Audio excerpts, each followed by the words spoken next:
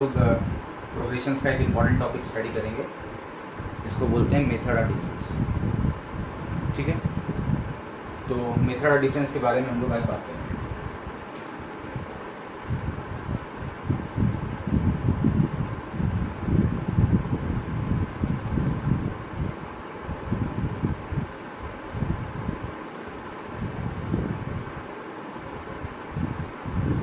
तो method of difference किसी भी सीरीज को सॉल्व करने के लिए हेल्पफुल होता है। कोई सीरीज अगर दिया गया है तो उसको सॉल्व करने में मेथड ऑफ डिफरेंस हेल्प करता है। तो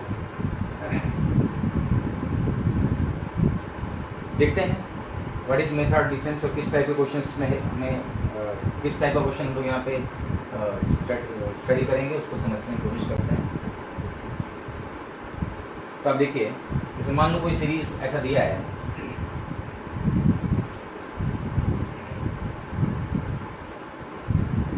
पहले इसको एक दो क्वेश्चन में अप्लाई करके देखते हैं क्या हेल्पफुल कैसे हेल्प करता है। और यहाँ पे हम लोग सीरीज की बात कर रहे हैं।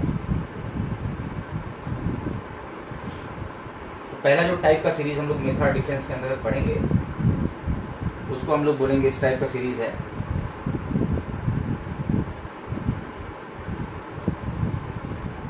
Consider series Sn is equals to 1 divided by 1 multiplied by 3। Suppose इस टाइप का सीरीज दिया है 1 divide by 1 into 1 upon 1 into 3 plus 1 divide by 3 into 5 plus 1 divide by 5 into 7। Okay, plus next will be 1 divide by 7 into 9। तो पहले type का हम लोग series यहाँ स्टडी कर रहे हैं जिसका फॉर्मेट इस तरह का है, और यहाँ पे number of terms up to nth term तक बात कर रहे हैं। nth टर्म तक इस सीरीज का सम करना है। nth टर्म मतलब suppose this it can be 50 terms, 100 terms and so on.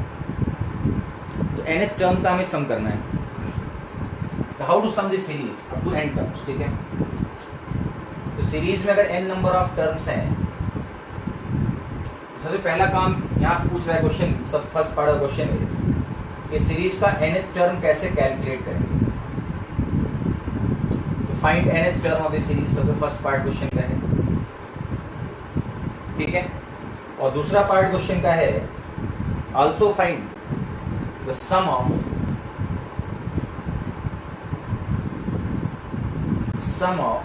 n terms of this series। और इस सीरीज के n नंबर ऑफ टर्म्स, जितने यहाँ पे टर्म्स लिखे गए हैं उन सारे टर्म्स का हमें सम भी करना है यूजिंग मेथड ऑफ डिफरेंस। और तीसरा पार्ट है find the sum of infinite terms of this series. और इस सीरीज के इनफाइनाइट टर्म्स का भी सम में निकालना है। तो इस टाइप के जब क्वेश्चन हम लोग यहाँ पे देख रहे हैं कि कोई सीरीज गिवन है, उसमें nth टर्म कैलकुलेट करना है, sum of n terms calculate करना है, और अगर इस नंबर ऑफ टर्म्स को अनलिमिटेड कर दिया जाए, यानी इस पैटर्न को हम लोग लिमिटलेस लिखें, मतलब नंबर ऑफ टर्म्स यहाँ पे अनलिमिटेड हो जाए, तब उस सीरीज का सम किस पर्टिकुलर वैल्यू की तरफ कन्वर्ज कर रहा होगा। तो 3 तरह के क्वेश्चन यहाँ पे पूछे जाते हैं। अब यहाँ पे एक टाइप का हमने सीरीज लिखा है, इसमें देख सकते हैं कि हर टर्म में सारे टर्म्स को अगर ध्यान से देखो तो हर टर्म का न्यूमरेटर, सारे टर्म्स के जो न्यूमरेटर हैं वो कांस्टेंट है। सारे टर्म्स में आप देखो हर टर्म के न्यूमरेटर में 1 बना हुआ है। अगर हम पहले टाइप का क्वेश्चन कर रहे हैं तो न्यूमरेटर को अगर हम ऑब्जर्व कर रहे हैं तो सारे टर्म्स का न्यूमरेटर 1 बना हुआ है, तो nth टर्म का न्यूमरेटर भी 1 बना रहेगा। तो nth टर्म निकालने के लिए हम लोग क्या करेंगे कि टुकड़ों में इसको ऑब्जर्व करेंगे। सबसे पहले न्यूमरेटर सारे टर्म्स को ऑब्जर्व करेंगे और फिर सारे टर्म्स के डिनोमिनेटर को ऑब्जर्व करेंगे। तो अगर मुझे nth टर्म का न्यूमरेटर लिखना है, ध्यान रखिए, तो nth टर्म का न्यूमरेटर क्या होगा, तो डेफिनेटली nth टर्म का न्यूमरेटर 1 आ जाएगा क्योंकि सारे टर्म्स के न्यूमरेटर 1 है। तो nth टर्म का न्यूमरेटर भी 1 आ जाएगा। तो सारे टर्म्स के डिनोमिनेटर की बात करें अगर, तो फर्स्ट टर्म के डिनोमिनेटर में भी 2 फैक्टर हैं, सेकेंड टर्म के डिनोमिनेटर में भी 2 फैक्टर हैं। ठीक है, थर्ड टर्म के डिनोमिनेटर में भी 2 फैक्टर हैं, फोर्थ टर्म के डिनोमिनेटर में भी 2 फैक्टर हैं, तो nth टर्म के डिनोमिनेटर में भी 2 फैक्टर होंगे। तो nth टर्म हमें आसानी से ऑब्जर्व करना है, तो सारे टर्म्स के न्यूमरेटर को पहले ऑब्जर्व करें और फिर सारे टर्म्स के डिनोमिनेटर में कितने फैक्टर हैं, तो 2 फैक्टर हैं, तो nth टर्म के डिनोमिनेटर में भी 2 फैक्टर होंगे। अब जरा देखते हैं कि nth टर्म के डिनोमिनेटर का फर्स्ट फैक्टर क्या होगा। वेरी गुड हर्ष पांडे, सही निकाले हैं। How to find the first factor of denominator, nth term का जो डिनोमिनेटर है उसका फर्स्ट फैक्टर कैसे निकलेगा। तो ये देखो कि सारे टर्म्स के डिनोमिनेटर पे फोकस करें और सारे टर्म्स के डिनोमिनेटर का जो फर्स्ट फैक्टर है उसको ऑब्जर्व करें। सारे टर्म्स के डिनोमिनेटर के फर्स्ट फैक्टर को ऑब्जर्व करें, तो फर्स्ट टर्म का जो डिनोमिनेटर उसका फर्स्ट फैक्टर 1 है, सेकेंड टर्म का जो डिनोमिनेटर उसका फर्स्ट फैक्टर 3 है, थर्ड टर्म का जो डिनोमिनेटर उसका फर्स्ट फैक्टर 5 है, फोर्थ टर्म का जो डिनोमिनेटर उसका फर्स्ट फैक्टर 7 है। तो हम लोग सीक्वेंस फॉर फर्स्ट फैक्टर बना लेते हैं। Sequence for first factor of denominator, तो डिनोमिनेटर के फर्स्ट फैक्टर का सीक्वेंस बना लेते हैं। तो फर्स्ट टर्म के डिनोमिनेटर का फर्स्ट फैक्टर 1 है, सेकेंड टर्म के डिनोमिनेटर का फर्स्ट फैक्टर 3 है, थर्ड टर्म के डिनोमिनेटर का फर्स्ट फैक्टर 5 है, फोर्थ टर्म के डिनोमिनेटर का फर्स्ट फैक्टर 7 है। तो ये बताओ कि nth टर्म के डिनोमिनेटर का फर्स्ट फैक्टर क्या होगा। तो nth टर्म के डिनोमिनेटर का जो फर्स्ट फैक्टर होगा वो सारे टर्म्स के डिनोमिनेटर के फर्स्ट फैक्टर को ऑब्जर्व करके मिलेगा। और यहां पे हम आसानी से देख सकते हैं कि इसका जो कॉमन डिफरेंस आ रहा है वो 2 आ रहा है और एक एपी बन रहा है। तो nth टर्म के डिनोमिनेटर का फर्स्ट फैक्टर एपी के फॉर्मूले से आ जाएगा। First factor of denominator nth term के क्या फॉर्मूला लगाएंगे बताइए, a प्लस a मतलब 1 प्लस nth टर्म का निकालना है n minus 1 into D, D कितना है 2, a plus n minus 1 into D. tn का फॉर्मूला हमने एपी के tn का फॉर्मूला याद किया। यहाँ पे क्या फॉर्मूला होता है tn का, a plus n minus 1 into D, a plus n minus 1 into D. इस फार्मूले को अप्लाई करके nth टर्म के डिनोमिनेटर का फर्स्ट फैक्टर निकाला तो 2n माइनस 1 आ रहा है। इस सही से उसको ऑब्जर्व करना पड़ेगा। ध्यान रखिए सेकेंड टर्म के डिनोमिनेटर का फर्स्ट फैक्टर 3 है, थर्ड टर्म के डिनोमिनेटर का फर्स्ट फैक्टर 5 है, फोर्थ टर्म के डिनोमिनेटर का फर्स्ट फैक्टर 7 है। तो nth टर्म के डिनोमिनेटर का फर्स्ट फैक्टर क्या होगा, तो मैंने निकाला 2n माइनस 1 आएगा। चलिए अब nth टर्म के डिनोमिनेटर का सेकंड फैक्टर कैसे निकलेगा। तो सारे टर्म्स के डिनोमिनेटर का जो सेकंड टर्म फैक्टर है वो फर्स्ट फैक्टर से 2 ज्यादा है। अब देखो 1 3 हो जा रहा है, 3 से 5 हो जा रहा है, 5 से 7 हो जा रहा है, 7 से 9 हो जा रहा है। डेफिनेटली यहाँ भी 2 आगे बढ़ जाएगा और ये 2n प्लस 1 आ जाएगा। सबसे पहला ऑब्जर्वेशन है कि सीरीज का tn कैसे लिखेंगे, nth टर्म कैसे लिखेंगे। आई होप सबको समझ में आया होगा।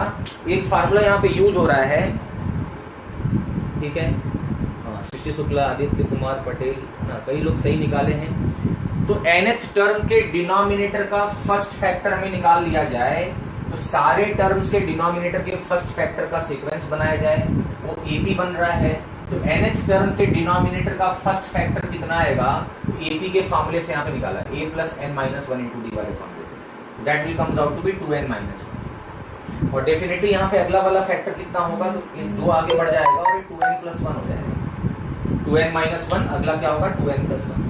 यहाँ पे एक चीज हमें पता होनी चाहिए पहले से कि tn जो एपी का फॉर्मूला है a plus n minus 1 into D होता है। पूरी सीरीज एपी में नहीं है, लेकिन सारे टर्म्स के डिनोमिनेटर का जो फर्स्ट फैक्टर है वो एपी में है, इसलिए nth टर्म के डिनोमिनेटर का फर्स्ट फैक्टर हम आसानी से निकाल सकते हैं। तो सीरीज का nth टर्म निकालना पहला पार्ट है, तो फर्स्ट पार्ट हम लोग यहाँ पे कंप्लीट कर लिए। चलिए अब अगला पार्ट इस क्वेश्चन का है कि कैसे इन सारे तमाम टर्म्स को सम करेंगे। मान लीजिए मुझे 50 टर्म्स तक का सम करना होता, n के प्लेस पे 50 रख देते। 100 टर्म्स तक का सम करना होता तो n के प्लेस पे 100 रख देते। तो इस तरह से हम लोग इस सीरीज को हम n टर्म्स तक सम करना है तो n टर्म्स तक का सम कर लें। n कुछ भी हो सकता है, 10 हो सकता है, 20 हो सकता है, तो जो भी n जितने नंबर ऑफ टर्म्स तक सम करना है वो n की वैल्यू रखनी है। तो फिलहाल यहाँ पे n नंबर ऑफ टर्म्स को सम करना है, तो हम लोग पूरे सारे सीरीज के टर्म्स को सम करने की कोशिश करेंगे। और फिर बोल रहा है कि सीरीज में अगर नंबर ऑफ टर्म्स को अनलिमिटेड कर दिया जाए, क्योंकि कभी भी सीरीज एंड तो नहीं होगा, नंबर ऑफ टर्म्स इसमें इनफाइनाइट भी कर सकते हैं, तब उस केस में टोटल सीरीज का जो सम होगा कौन से नंबर पे जाके कन्वर्ज कर रहा है उसको हमें बताना है। तो देखते हैं कैसे इसको अटेम्प्ट करा जाए। तो what is method of difference? किसी भी सीरीज को सम करने के लिए डायरेक्ट फार्मूले नहीं होते हैं, स्पेसिफिकली कुछ पॉइंट को अगर छोड़ दिया जाए तो एपी में हाँ ये पढ़ाया गया है, लेकिन अभी हम इसके बारे में डिटेल बताएंगे। मेथड ऑफ डिफरेंस के बारे में बात कर रहे हैं, सिद्धार्थ पांडे बोल रहे हैं, ठीक है। तो हम अभी इसके बारे में डिटेल में बात करेंगे। पार्शियल फ्रैक्शन क्या होता है आप पूरी तरह से समझेंगे, कुछ पॉइंट्स आपको पता होंगे, तो उसके बाद हम कंप्लीट मेथड ऑफ डिफरेंस क्या होता है, किस टाइप के क्वेश्चंस में कौन सा मेथड लगेगा उसका नाम भी जानेंगे और हर टाइप के पैटर्न को समझेंगे। तो थोड़ा पेशेंस रखेंगे आप लोग, है ना, समझने की कोशिश करेंगे, ठीक है। अब देखो इसमें बोल रहा है n नंबर ऑफ टर्म्स का हमें सम करना है सीरीज के। कैसे हम n नंबर ऑफ टर्म्स का सम करेंगे? तो फर्स्ट टर्म गिवन है, सेकंड टर्म गिवन है, थर्ड टर्म गिवन है, और इन सारे टर्म्स के सम का क्या हमारे पास फार्मूला है कोई? तो जी बिल्कुल नहीं है, क्योंकि ये अरिथमेटिक सीरीज नहीं है। अरिथमेटिक सीरीज को छोड़ दिया जाए, ज्योमेट्रिक सीरीज को छोड़ दिया जाए, तो बाकी जितनी भी अननोन सीरीज हैं, कोई भी सीरीज लिखी जाए तो उनका सम का डायरेक्ट फार्मूला नहीं होता है। तो उस सारी सीरीज को सम करने के लिए मेथड ऑफ डिफरेंस का इस्तेमाल करते हैं। और एक्चुअल मेथड डिफरेंस क्या होता है, उसका कैसे यूज करते हैं, जनरल फार्मूला क्या है मेथड डिफरेंस का, उस सब हम लोग सीखने की कोशिश करेंगे इस टाइप के क्वेश्चंस में। पहले एक टाइप के क्वेश्चन को हम लोग पिक कर रहे हैं। अब यहाँ पे इसको ध्यान से देखो तो टीएन कैसा बन रहा है बताइए। न्यूमरेटर 0 डिग्री का पॉलिनोमियल बन रहा है और डिनोमिनेटर क्वाड्रेटिक बन रहा है, 2n-1 × 2n+1 क्वाड्रेटिक बन रहा है, यानी p/q टाइप का टीएन बन रहा है। टीएन का जो नेचर है वो p/q टाइप का है। तो कई बार सीक्वेंस क्या होता है ना, सीक्वेंस का जो जनरल टर्म है उसका पैटर्न बड़ा यूनिक होता है। यहाँ पे देखो इस टीएन का जो पैटर्न है, न्यूमरेटर कांस्टेंट है और डिनोमिनेटर क्वाड्रेटिक है, मतलब p/q टाइप का सीक्वेंस है। तो ये पॉलिनोमियल नहीं है, p/q टाइप का सीक्वेंस है, और इसको कैसे सम करते हैं इसको हम लोग समझने की कोशिश करेंगे। What is method of difference, जरा देखते हैं इसमें क्या होता है। तो मान लीजिए सारे टर्म्स को हमें सम करना है, n नंबर ऑफ टर्म्स की बात कर रहा है, तो t1 की वैल्यू कितनी होगी? What is the difference between method of difference and partial fraction? Okay.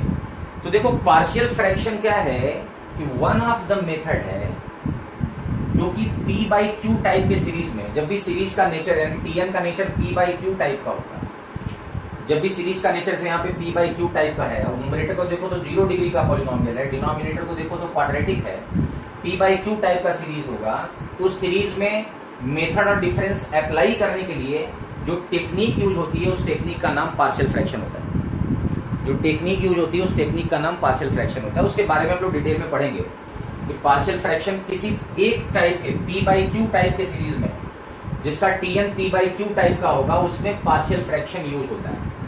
अब जरा देखते हैं कि क्या इस बार इस सीरीज को सम करने का क्या टेक्निक है, कैसे डिफरेंस फॉर्म में सारे टर्म्स को रिजॉल्व कर सकते हैं, उसको समझने की कोशिश कर रहे हैं।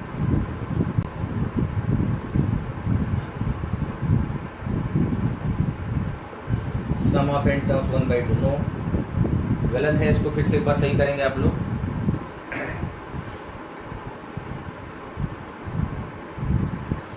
अब इन सारे टर्म्स का हमें अगर सम करना है, सबसे पहले फर्स्ट टर्म की बात करनी होगी, फिर सेकंड टर्म की बात करनी होगी, फिर थर्ड टर्म की बात करनी होगी। जरा बताइए यहाँ पे अब मेथड ऑफ डिफरेंस यूज करके कैसे हम n नंबर ऑफ टर्म्स को ऐड करेंगे।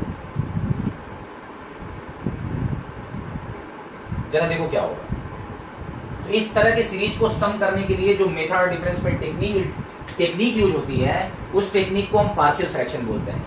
जरा पार्शियल फ्रैक्शन क्या होता है उसको जानने से पहले हम लोग पार्शियल फ्रैक्शन का शॉर्टकट समझते हैं। जैसे आप देखो यहाँ पे t1 है, t1 की वैल्यू 1/1 × 3 है। अब इस t1 की वैल्यू 1/1 × 3 है, इसको हम पार्शियल फ्रैक्शन में रिजॉल्व करेंगे। ध्यान रखिए किस टाइप के सीरीज में पार्शियल फ्रैक्शन का नाम लिया जाएगा, जिस सीरीज का tn p/q टाइप का होगा, न्यूमरेटर भी पॉलिनोमियल होगा, डिनोमिनेटर भी पॉलिनोमियल होगा। tn आप देखो न्यूमरेटर की डिग्री 0 है, 0 डिग्री का पॉलिनोमियल है, डिनोमिनेटर 2 डिग्री का पॉलिनोमियल है। तो ऐसे सीरीज में हम लोग पार्शियल फ्रैक्शन का यूज करेंगे जिसमें टीएन का nature P by Q type का होगा। तो पहले टीएन निकालना पड़ेगा और डिसाइड करना पड़ेगा कि कौन सा मेथड हमें यूज करना है। तो what is method of difference, तो इस सारे टर्म्स को डिफरेंस फॉर्म में कैसे रिजॉल्व करेंगे। जैसे पहला टर्म है, इसको हम डिफरेंस फॉर्म में रिजॉल्व करना चाहते हैं।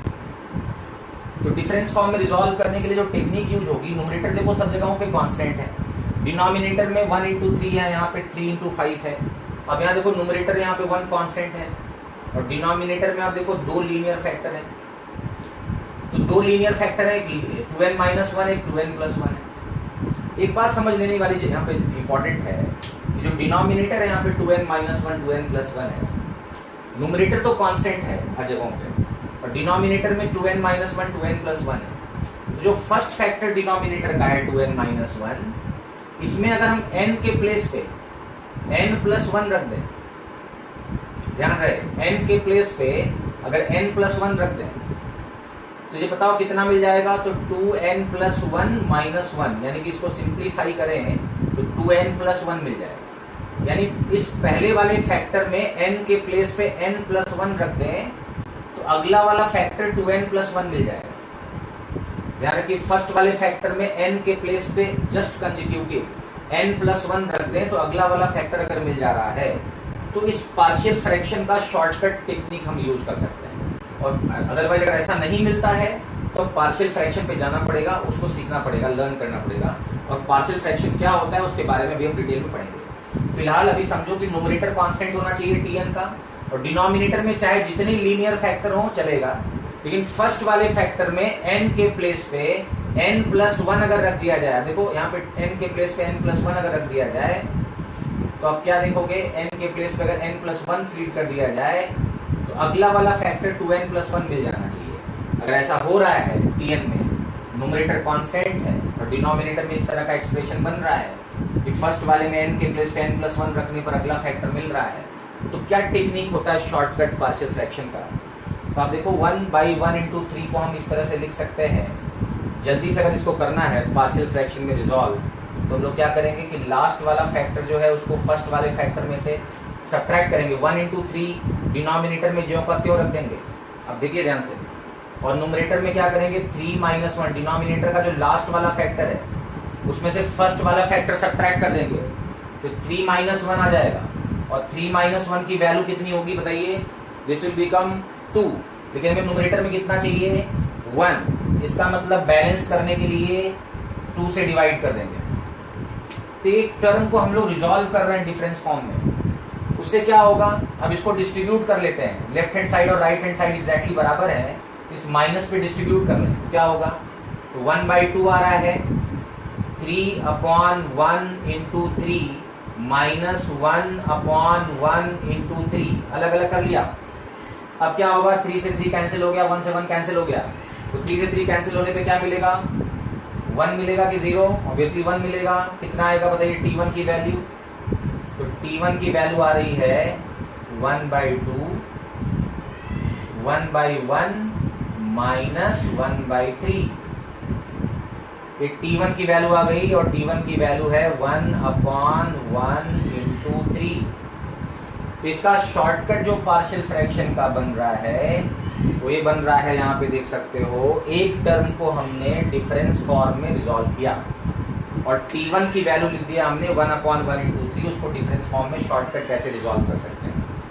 लेकिन ध्यान रहे, ये जो हमने टेक्निक बताई इसका शॉर्टकट ये है कि यहाँ से 1/1 कर लें, सेपरेट कर लें, 1/1 - 1/3, बीच में माइनस फीड करें और लास्ट वाले में से फर्स्ट वाले को सब्ट्रैक्ट कर दें। तो 3 - 1 कितना होगा बताइए 2, इस 2 से डिवाइड करके दोनों तरफ बैलेंस कर लें, तो 1/2 मल्टीप्लाइड बाई दिस। ओके, तो this is okay very good. तो आंसर विल बी दिस। नहीं, कुछ तो सिद्धांत गलत निकाले, सिद्धार्थ पांडे सही निकाले हैं। ओके ओके, सिद्धांत सम ऑफ n टर्म्स निकाले हैं, ठीक है। कुछ लोग सही निकाले हैं, अब देखो जरा ध्यान से, यहाँ पे एक टर्म को हमने डिफरेंस फॉर्म में रिजॉल्व किया, लेकिन ध्यान रहे ये जो शॉर्टकट हम लोग यूज कर रहे हैं 1/1 माइनस 1/3 कर ले रहे हैं बीच में, और 3 - 1 करके हाफ कर लिया। ये जो पहले टर्म को हम लोग शॉर्टकट यूज कर रहे हैं उसका जो टेक्निक है, इस टेक्निक को डिफरेंस फॉर्म में ब्रेक करने का जो टेक्निक है इसको पार्शियल फ्रैक्शन बोलेंगे। लेकिन ध्यान रहे ये शॉर्टकट तभी यूज कर पाएंगे जब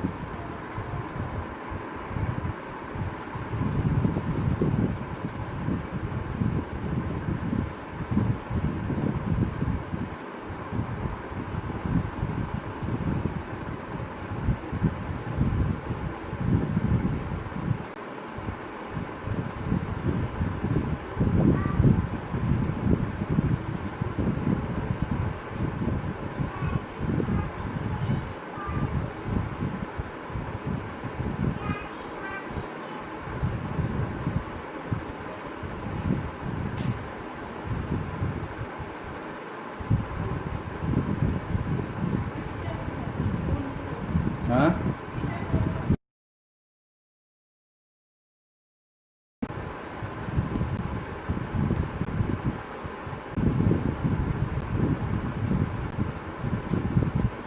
हेलो, कीप एक्टिव कर लें,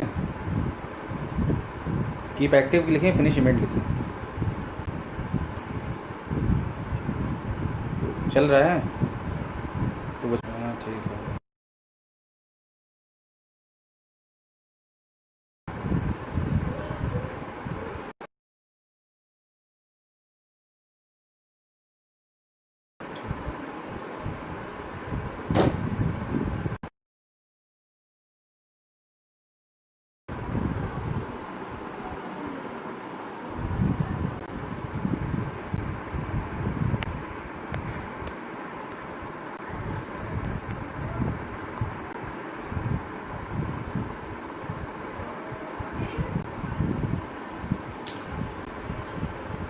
हम लोगों ने यहाँ पे टीएन की बात की और कैसे टीएन निकालते हैं सीरीज का उसके बारे में बात की हम लोगों ने।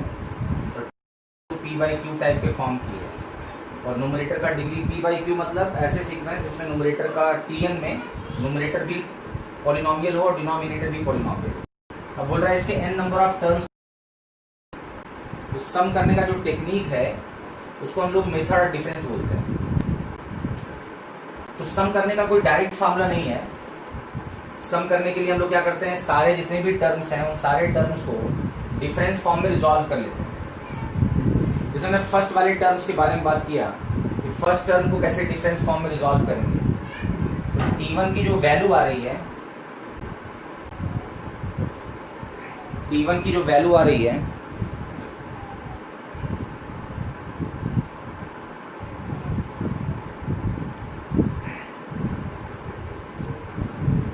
T1 का जो वैल्यू आ रहा है 1/1 × 3, इसको डिफरेंस फॉर्म में रिजॉल्व करेंगे तो क्या होगा?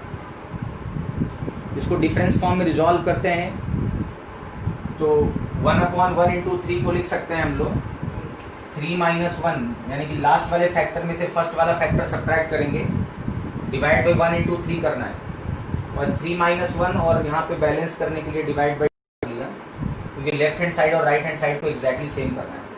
अब इस माइनस पे इसको डिस्ट्रीब्यूट कर लेते हैं, तो माइनस में जब डिस्ट्रीब्यूट करेंगे तो 3/1 × 3 अलग हो जाएगा और 1/1 × 3 अलग हो जाएगा।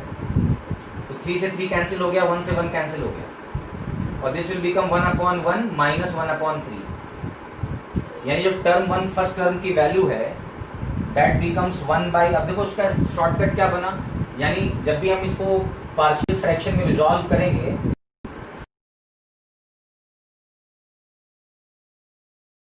1/1 - 1/3 और 3 - 1 करेंगे, दिस विल बिकम 2, इस 2 से डिवाइड करके लेफ्ट हैंड साइड और राइट हैंड साइड को एग्जैक्टली सेम कर लिया। उसी तरह से 1/3 × 5 को पार्शियल फ्रैक्शन में ब्रेक करने का शॉर्टकट क्या होगा, तो मैंने एक पूरा प्रोसीजर बताया है। सेकेंड टर्म को भी सिमिलरली ब्रेक करें तो 1/3 - 1/5 करना होगा, 1/3 - 1/5 करना होगा, और फिर 5 - 3 करके लेफ्ट हैंड साइड और राइट हैंड साइड को एग्जैक्टली सेम कर देना है। तो शॉर्टकट यूज कर सकते हैं। इस तरह से हम लोग देखेंगे थर्ड टर्म को लिखना है तो 1/5 × 7 को क्या लिख सकते हैं, दिस बिकम्स 1/5 - 1/7 × 7 - 5 दैट इज 2, ये 1/2 हो जाता है, और 7 × 9 को लिख सकते हैं 1/7 - 1/9 है, इंटू हाफ कर लेंगे, तो बैलेंस करने के लिए यहाँ पे हाफ कर लिया।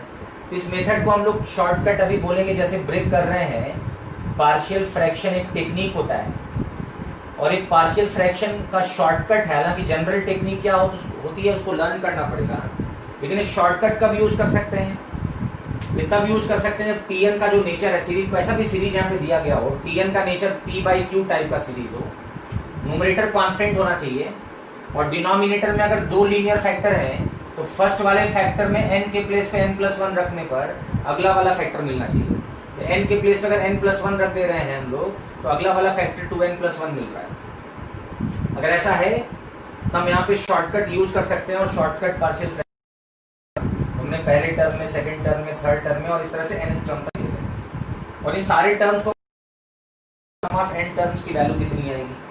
तो ऐसा एडवांटेज मिलता है, लेफ्ट हैंड साइड को ऐड करने के बजाय हम लोग सारे टर्म्स को डिफरेंस फॉर्म में रिजॉल्व कर लेते हैं, और रिजॉल्व करके जोड़ेंगे तो 1/2 सब में कॉमन आ रहा है, 1/2 सब में कॉमन आ रहा है। अब इस तरह डायगोनली देखो कैंसिल होगा, 1/3 और +1/3 -1/3 से कैंसिल हो जा रहा है, 1/5 और -1/5 कैंसिल हो जा रहा है, 1/7 और -1/7 कैंसिल हो जा रहा है, क्या बचेगा।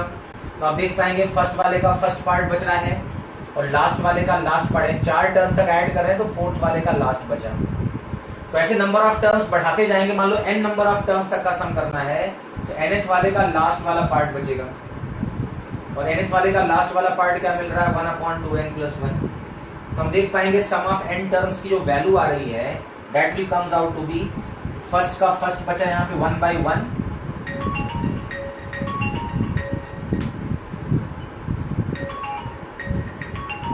चलो हाँ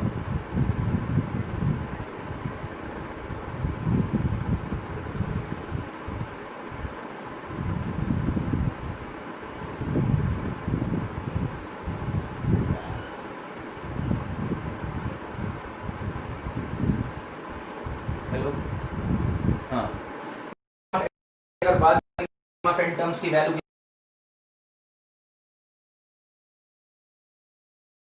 1/2 सब में कॉमन ही रहेगा, और सम ऑफ n टर्म्स की वैल्यू आ रही है n/2n+1। अगर मैं आपसे बोलूं कि इसमें 50 टर्म्स का सम निकालिए तो आप देखोगे 50/201 आएगा। 100 टर्म्स का सीरीज में 100 टर्म्स लिखे जाए और 100 टर्म्स का सम निकालने के लिए बोला जाए तो आंसर आएगा 100/201। जैसे जैसे नंबर ऑफ टर्म्स को बढ़ा रहे हैं सम की वैल्यू 0.5 के बेहद करीब पहुंच रही है। जैसे आप देखो या आपसे अगर बोला जाए कि सम ऑफ इनफाइनाइट टर्म्स की वैल्यू बताइए क्या होगी, तो सम ऑफ इनफाइनाइट टर्म्स की वैल्यू अगर निकालनी पड़े तब क्या मिलेगा? What is the value of sum of infinite terms, जिसको हम एस इंफिनिटी बोलेंगे, और एस इंफिनिटी की वैल्यू कितनी आ जाएगी? तो एन को इनफाइनाइट की तरफ टेंड करा देते हैं, यहाँ बोलते हैं हम लोग एन के प्लेस में हम इनफाइनाइट रखेंगे, और जब एन के प्लेस में इनफाइनाइट रखोगे तो क्या होगा? यहाँ पे आप देखो 1 है और यहाँ पे 1/2n+1 है। जब n को इनफाइनाइट रखोगे तो डिनोमिनेटर में इनफाइनाइट आ जाएगा, और 1/इनफाइनाइट करने पर एक जीरो के बेहद करीब पहुंच जाएगा, नीचे बहुत बड़ा नंबर होगा 1/∞, दिस विल बिकम 0, और इसकी वैल्यू 1/2 की तरफ अप्रोच करेगी, यानी 0.5 की तरफ। कहने का ये मतलब है कि सीरीज में अगर लिमिट कर दी, नंबर ऑफ कर दी, केस में sum of become 0.5। Number of terms, जितने नंबर ऑफ टर्म्स आप लिखना चाहेंगे इस पैटर्न फॉलो कर, डिनोमिनेटर में 1 into 3, फिर 3 into 5, फिर 5 into 7, फिर 7 into 9, 9 into 11, ऐसे करते करते इनफाइनाइट नंबर ऑफ टर्म्स लिखें, तो सारे आखिरी में टोटल सम को अगर तो मैक्सिमम सम कितना मिल सकता है? तो 0.5 के बराबर। 0.5 को टच कभी नहीं करेगा, 0.5 के बेहद करीब आएगा, 0.5 के नजदीक और नजदीक होता जाएगा, लेकिन कभी भी सम की वैल्यू 0.5 को डोमिनेट नहीं कर सकती। इस सीरीज में चाहे जितनी भी नंबर ऑफ टर्म्स ले लें, मैक्सिमम सम जो सीरीज का हो सकता है, एन को इनफाइनाइट रखने पर भी मैक्सिमम सम की वैल्यू कितनी हो पाएगी? 1/2 की तरफ कन्वर्ज करेगी। तो ऐसे सीरीज को हम लोग बोलते हैं कन्वर्जिंग सीरीज। क्या बोलते हैं इसको? Converging series. अगर ध्यान दें कि जब नंबर ऑफ टर्म्स बढ़ा रहे हैं तो सम का वैल्यू बढ़ रहा है, और यहाँ भी बढ़ रहा है, लेकिन ध्यान इसमें देने वाली बात यह है, जब n को इनफाइनाइट रख देंगे तो सम की वैल्यू बढ़ती रहेगी, लेकिन कभी भी 0.5 को डोमिनेट नहीं कर पाएंगे। आप चाहे नंबर ऑफ टर्म्स को इनफाइनाइट ले लें, तब भी सम की वैल्यू 0.5 को डोमिनेट नहीं कर पाएगी। वेरी इंपॉर्टेंट सीरीज, और इस टाइप की सीरीज को हम लोग नाम देते हैं कन्वर्जिंग सीरीज, जिसमें कि नंबर ऑफ टर्म्स को इनफाइनाइट रख दिया जाए, तब भी सम का वैल्यू किसी रियल और फाइनाइट वैल्यू की तरफ कन्वर्ज कर रहा हो, तो ऐसे सीरीज को हम कन्वर्जिंग सीरीज का नाम देंगे। तो जरा नोट कर लीजिए इसको।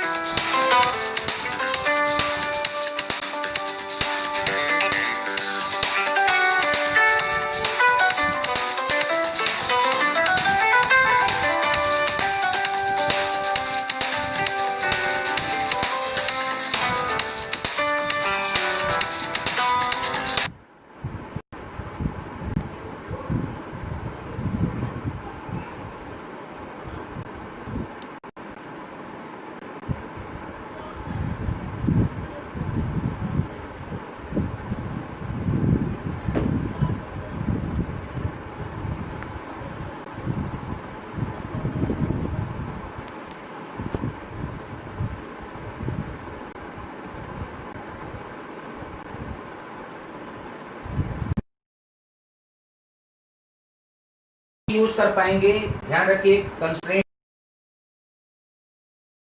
चाहिए। डिनोमिनेटर में चाहे जितने लीनियर फैक्टर हो चलेगा, क्योंकि उस टेक्निक को हम पार्शियल फ्रैक्शन बोलेंगे, और ये पार्शियल फ्रैक्शन का शॉर्टकट होगा। ऐसे हम लोग n नंबर ऑफ टर्म्स तक सारे टर्म्स को डिफरेंस फॉर्म में ब्रेक करेंगे, और जब ऐसे ब्रेक करके ऐड करते हैं तो फर्स्ट का फर्स्ट और लास्ट का लास्ट बचता है। और इनफाइनाइट टर्म्स का सम निकालना हो तब इसकी वैल्यू n के प्लेस पे इनफाइनाइट की तरफ टेंड करा दें, इनको n टेंडिंग टुवर्ड्स इंफिनिटी बोलते हैं। जब n को बहुत बड़ा नंबर रख देंगे तो 1/∞ विल बिकम 0, और सम, तो ऐसे सीरीज को हम लोग कन्वर्जिंग सीरीज बोलेंगे। तो आप यहाँ पे एक पॉइंट लिख सकते हैं कि एक तरह की सीरीज हम लोग यहाँ पे नोट कर पाएंगे कि जब भी हमें कन्वर्जिंग सीरीज को डिफाइन करना हो,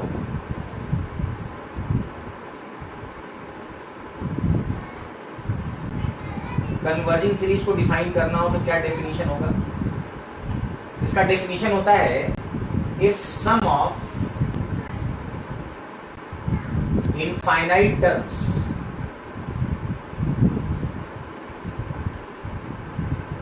any series is real and finite, then it will be converging series.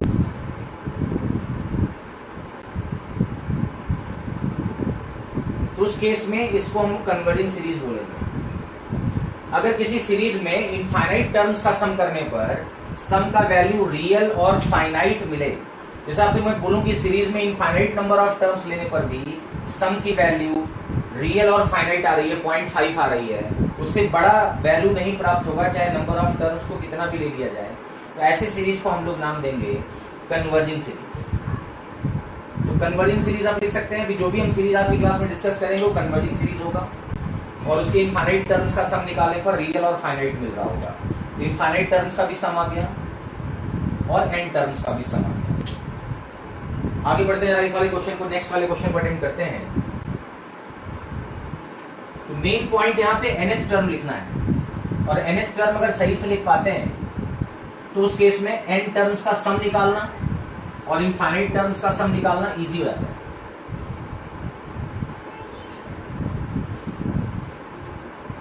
Question number 2, next question पे आते हैं। Consider this series again.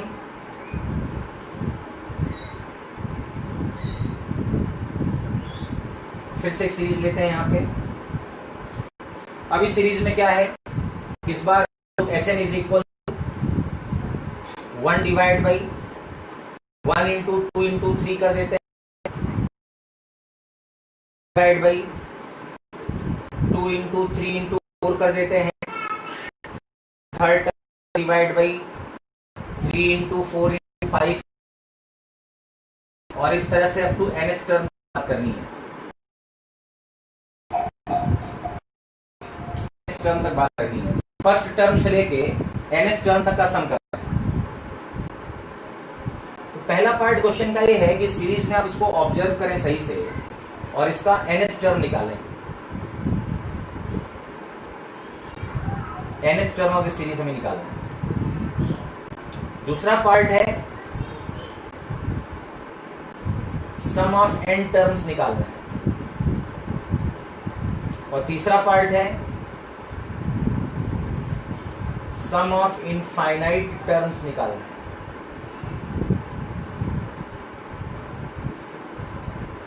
ठीक है, इस तरह से सीरीज में हमें nth टर्म निकालना है सबसे पहले ऑब्जर्वेशन से, और sum of all n terms करना है। फिर बोल रहा है कि नंबर ऑफ टर्म्स को अगर इनफाइनाइट कर दें तब क्या होगा। जरा इस बार इस पे ध्यान दें सारे टर्म्स पे। तो हर टर्म को अगर यहाँ पे ऑब्जर्व करते हैं तो T1, T2, T3 ऑब्जर्व करते हैं, तो nth टर्म का जो न्यूमरेटर होगा, Tn का जो न्यूमरेटर होगा, अलग अलग टुकड़ों में देखें तो Tn का जो न्यूमरेटर होगा, क्योंकि सारे टर्म्स का न्यूमरेटर 1 है, तो Tn का जो न्यूमरेटर होगा वो भी 1 होगा। और Tn का डिनोमिनेटर कैसे निकालना होगा, तो denominator of nth term, denominator of nth term. तो nth टर्म का अगर डिनोमिनेटर हमें कैलकुलेट करना है तो हम सबसे पहले सारे टर्म्स के डिनोमिनेटर के फर्स्ट फैक्टर की बात करेंगे। तो nth टर्म के डिनोमिनेटर में भी 3 फैक्टर होंगे, तो first factor of nth term कैसे निकलेगा। तो nth टर्म के डिनोमिनेटर का फर्स्ट फैक्टर निकालने के लिए सारे टर्म्स के डिनोमिनेटर के फर्स्ट फैक्टर पे फोकस करेंगे, और फर्स्ट टर्म का डिनोमिनेटर कितना बताइए, फर्स्ट फैक्टर 1 है। सेकेंड टर्म के डिनोमिनेटर का फर्स्ट फैक्टर 2 है, थर्ड टर्म के फर्स्ट फैक्टर 3 है। निकालने के लिए है डिफरेंस बार 1 है, n टर्म के डिनोमिनेटर का फर्स्ट इनटू से निकालेंगे,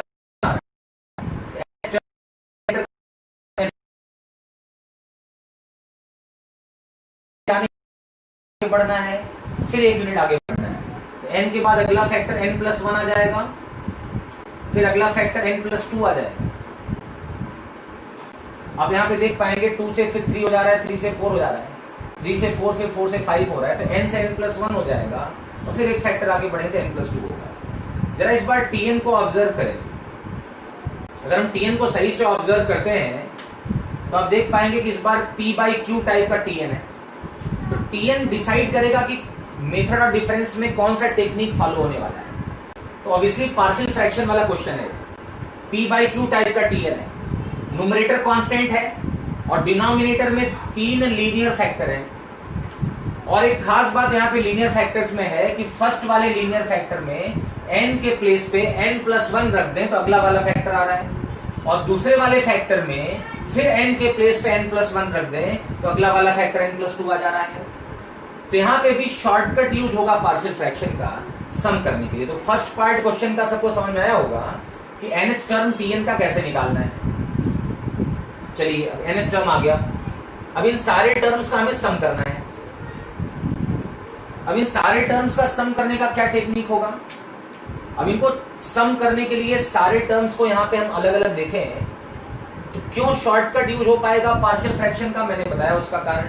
न्यूमरेटर कांस्टेंट होना चाहिए, डिनोमिनेटर में जितने भी फैक्टर हैं वो चलेगा, हर फैक्टर में n के प्लेस पे n+1 रखने पर अगला फैक्टर आना चाहिए, फिर यहाँ पे n के प्लेस पे n+1 रखने पर अगला फैक्टर आना चाहिए। तो इस तरह से हम लोग फर्स्ट टर्म को लिख सकते हैं 1/1 × 2 × 3। चलिए अब इसका पार्शियल फ्रैक्शन क्या होगा, व्हाट इज शॉर्टकट। तो यूजुअली हम लोग यहाँ पे 3 फैक्टर चल रहे हैं, न्यूमरेटर सब में कांस्टेंट है, तो शॉर्टकट क्या है इसका पार्शियल फ्रैक्शन करने का। आप लास्ट वाले फैक्टर में से फर्स्ट वाला फैक्टर सब्ट्रैक्ट कर लो। यहाँ क्या करेंगे, 3 - 1 न्यूमरेटर में डाल देंगे, लास्ट वाले फैक्टर में से फर्स्ट वाला फैक्टर सब्ट्रैक्ट करेंगे और नीचे 1 × 2 × 3 मेंटेन रखें। और फिर राइट हैंड साइड यहाँ पे 1 है, यहाँ पे 2 आ रहा है, तो बैलेंस करेंगे तो 1/2 आएगा, 2 से 2 कट जाएगा। अब देखो दोनों तरफ बराबर करने के लिए यहाँ पे 2 से 2 को कैंसिल करना पड़ा। अब क्या होगा, सेपरेट कर लें, यहाँ पे -1 पे डिस्ट्रीब्यूट करें तो 1/2 यहाँ पे बाहर आ चुका है, अलग अलग करें तो 3/1 × 2 × 3 मिल रहा है और -1/1 × 2 × 3 मिल रहा है।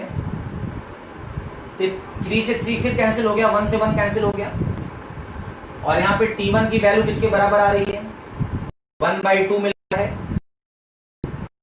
और यहाँ कितना मिल गया 1/1 × 2 -1/2 × 3।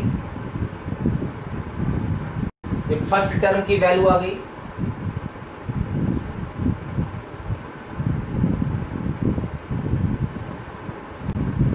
तो ये शॉर्टकट क्या है पार्शियल फ्रैक्शन करने का।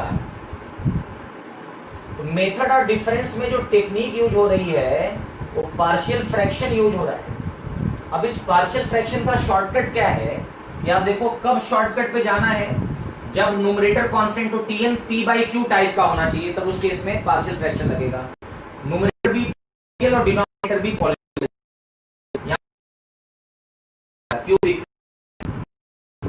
डिनोमिनेटर में भी लीनियर फैक्टर हो, हर फैक्टर में n के प्लेस पे n+1 रखने पर अगला फैक्टर मिलना चाहिए।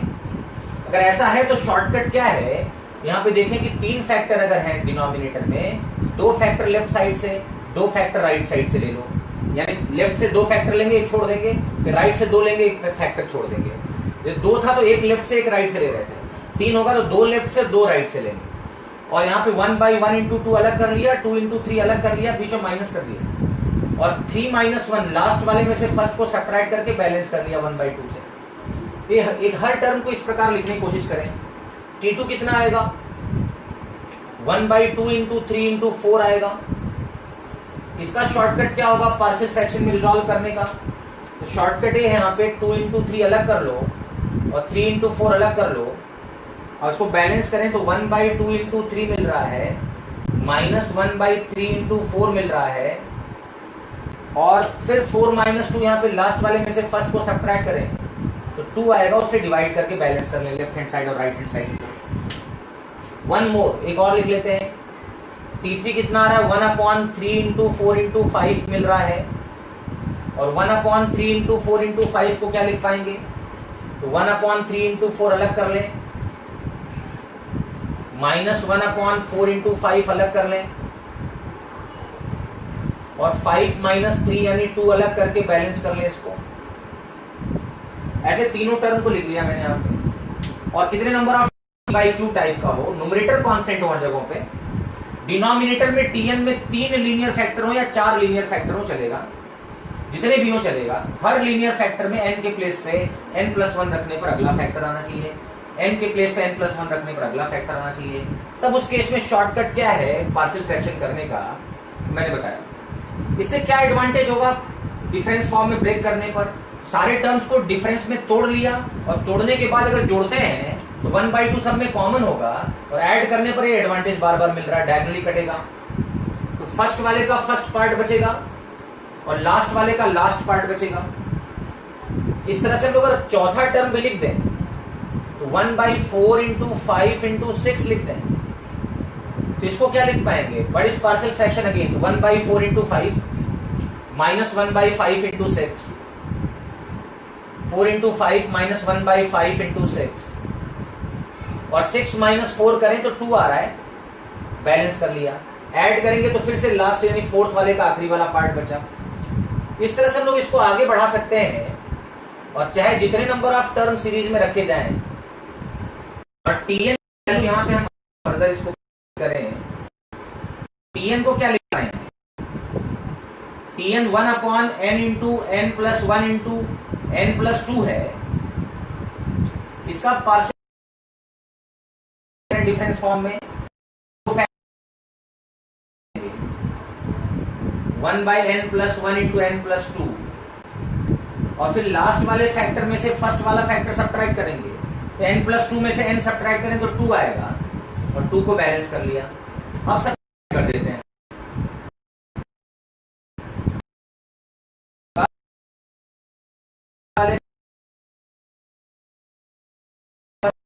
बीच के सारे टर्म्स तो n टर्म की वैल्यू आ जाती है 1/2 तो कॉमन है,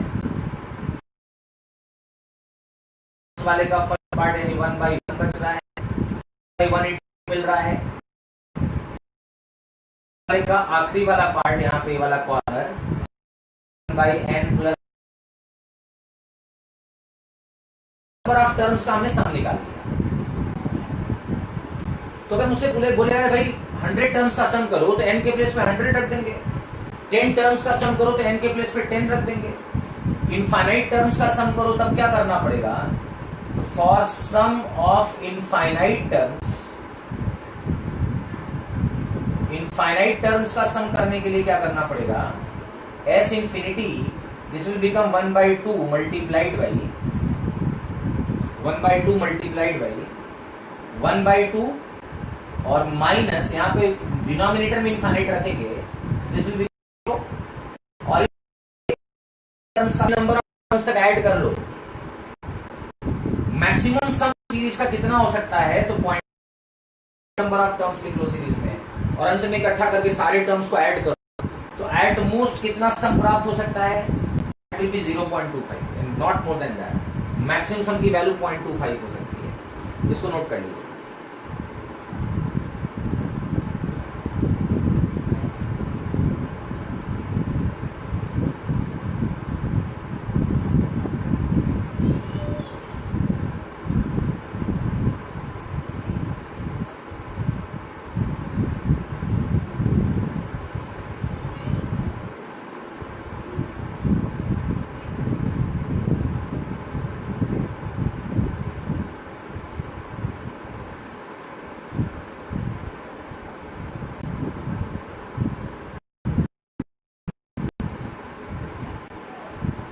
इस टाइप की सीरीज को हम लोग जिसमें कि सम ऑफ इनफाइनाइट टर्म्स की वैल्यू रियल और फाइनाइट मिलती है, ऐसी सीरीज को हम लोग बोलते हैं कन्वर्जिंग सीरीज।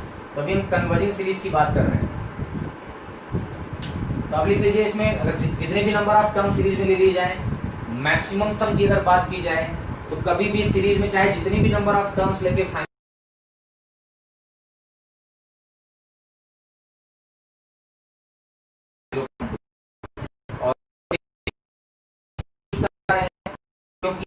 टीएन है पार्शियल अगला फैक्टर मिल रहा हो, n के प्लेस पे n+1 रखने पर अगला फैक्टर मिल रहा हो, तब उस केस में पार्शियल फ्रैक्शन बहुत ही आसानी से हो जाता है। उसके लिए आप उस टेक्निक को अगर लर्न नहीं भी किए हैं तो जल्दी से कैसे करेंगे वो मैंने बताया। अदरवाइज जनरल तरीका क्या होता है पार्शियल फ्रैक्शन का, उसको अभी बताएंगे, उसको सीखना पड़ेगा। इसको नोट कर लीजिए। एक और क्वेश्चन आप लोग कर लीजिए इस बार, लास्ट क्वेश्चन आज के लिए। नेक्स्ट क्लास में हम लोग इस मेथड डिफरेंस में को जनरल सीखेंगे, समझेंगे क्या हो रहा है। तो एक और लिखते हैं।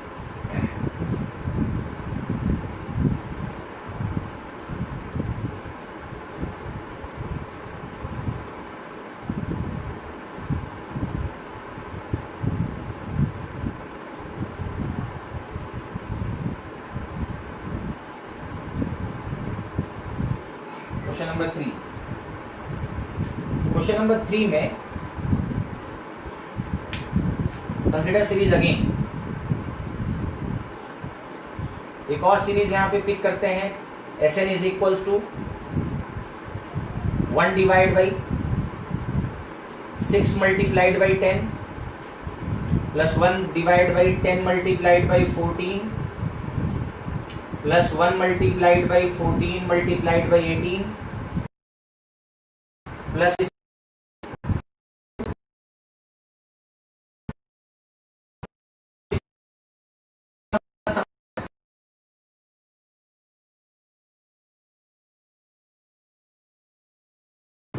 Find nth term. इस सीरीज का nth टर्म निकालो। दूसरा पार्ट है also find sum of n terms. तीसरा पार्ट है सम ऑफ इनफाइनाइट टर्म्स।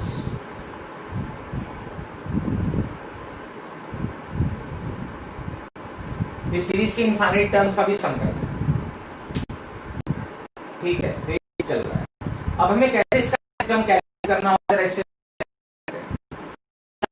ध्यान से देखोगे तो फर्स्ट टर्म का न्यूमरेटर भी 1 है, सेकेंड टर्म का न्यूमरेटर भी 1 है, थर्ड टर्म का न्यूमरेटर भी 1 है।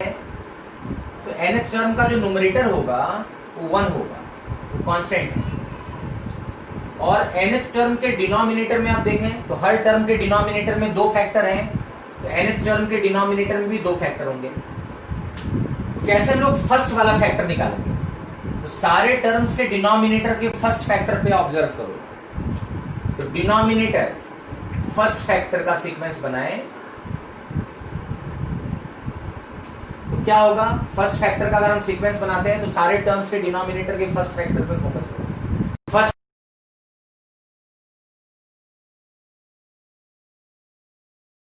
14 है, तो ये बताओ nth टर्म के डिनोमिनेटर का फर्स्ट फैक्टर क्या होगा? यानी nth टर्म के डिनोमिनेटर का फर्स्ट फैक्टर होगा 4n प्लस 2। और सेकंड फैक्टर कैसे निकलेगा? हमें पता है कि हर बार 4 बढ़ जा रहा है, 14 से 18, 6 से 10 हो जा रहा है, तो यहां भी 4 इंक्रीज होगा और 4n प्लस 6 हो जाएगा। तो tn निकालना यहां पे इंपॉर्टेंट है। तो कैसे tn निकालेंगे? कोई डायरेक्ट फॉर्मूला नहीं है, ब्रेक करेंगे टुकड़ों में। तो सारे टर्म्स के न्यूमरेटर का tn निकालना पड़ेगा, और सारे टर्म्स के न्यूमरेटर क्योंकि कांस्टेंट है इसलिए tn का न्यूमरेटर भी कांस्टेंट है। अभी उस टाइप के क्वेश्चन की बात कर रहे हैं जिसमें शॉर्टकट लग जाएगा।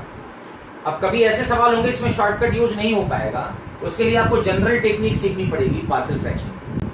फिलहाल अभी हम ऐसे क्वेश्चंस को पिक कर रहे हैं इसमें न्यूमरेटर कांस्टेंट है बार बार, और डिनोमिनेटर में भी लीनियर फैक्टर मतलब p बाई क्यू टाइप का सीक्वेंस है।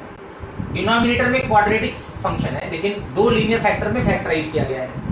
तो फर्स्ट वाले फैक्टर में n के प्लेस पे n प्लस 1 रखने पर अगर आप देखो 4n प्लस 2 में n के प्लेस पे n प्लस 1 रख दें तो आप पाओगे 4n प्लस 6। इसका मतलब फर्स्ट वाले फैक्टर में जहां n है वहां n प्लस 1 रखें तो अगला वाला फैक्टर में जाना चाहिए। अगर ऐसा हो रहा है tn में, सबसे पहले tn ऑब्जर्व करेंगे कैसा है, तो p बाई क्यू टाइप का है, रैशनल फंक्शन बोलते हैं इसको। न्यूमरेटर भी 0 डिग्री का पॉलिनोमियल है, डिनोमिनेटर 2 डिग्री का पॉलिनोमियल है। न्यूमरेटर कांस्टेंट अगर है और डिनोमिनेटर में क्वाड्रेटिक है, क्यूबिक है, जैसा भी है, लेकिन लीनियर फैक्टर में फैक्टराइज्ड है, तो फर्स्ट फैक्टर में n के प्लेस पे n प्लस 1 रखने पर अगला फैक्टर अगर आ रहा है तो कैसे सम करने का जो टेक्निक होगा उसमें पार्शियल फ्रैक्शन कैसे हेल्प कर सकता है जल्दी से। What is the shortcut? तो जो T1 यहाँ पे लिख रहा है T1, अब देखो सम ऑफ n टर्म्स करने के लिए क्या करना पड़ेगा, तो T1 1/6 पे इस टाइप की सीरीज का, जिसमें कि मैंने बताया P बाई Q टाइप का जो पैटर्न बताया, जो यहाँ पे कंस्ट्रेंट है उसको फुलफिल अगर कर रहा है, तो शॉर्टकट यहाँ पे दो फैक्टर हैं, तो एक लेफ्ट से एक राइट से, और 1/6 माइनस 1/10 कर लेंगे, और लास्ट वाले में से फर्स्ट को सब्ट्रैक्ट करें तो 4 आ रहा है, बैलेंस कर लें 1/4 कर। ऐसे सेकंड टर्म को लिखें तो सेकंड टर्म 1/10 इंटू 14 है, इसका शॉर्टकट क्या होगा पार्शियल फ्रैक्शन का, तो 1/10 माइनस 1/14 है, होगा 1/14 माइनस 1/18।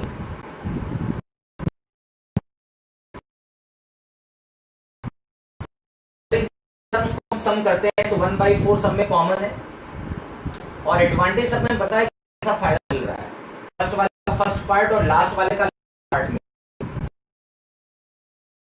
सम करें सीरीज का, तो Tn की वैल्यू कितनी आ रही है, तो Tn की वैल्यू आ रही है 1/4n + 2 4 होगा, डिनोमिनेटर में और पार्शियल फ्रैक्शन का शॉर्टकट होगा 1/4n + 2 minus 1/4n + 6 multiplied by 1/4।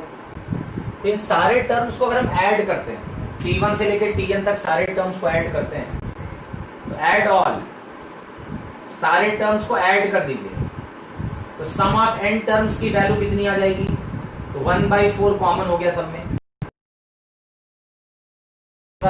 बचा कॉर्नर, और क्या मिल रहा है बताइए 1/4 इंटू 1/6 माइनस 1/4n + 6। अब इसको सिंप्लीफाई कर लें, this comes out to be n/4n + 6, यहाँ पे बैलेंस कर सकते हैं, ऐसे भी छोड़ सकते हैं, इसको सिंप्लीफाई। ऑफ इनफाइनाइट टर्म्स कितना होगा, अगर n के प्लेस पे इनफाइनाइट रख देते हैं तो सम ऑफ इनफाइनाइट टर्म्स कितना होगा, s इंफिनिटी आ जाता है 1/4 इंटू 1/6 माइनस n को इंफिनिटी रखते ही 0 हो जाएगा, और दिस विल बिकम 1/24। यानी इस सीरीज के मैक्सिमम सम की वैल्यू कितनी हो सकती है, 1/24, और सीरीज का नाम होगा कन्वर्जिंग सीरीज।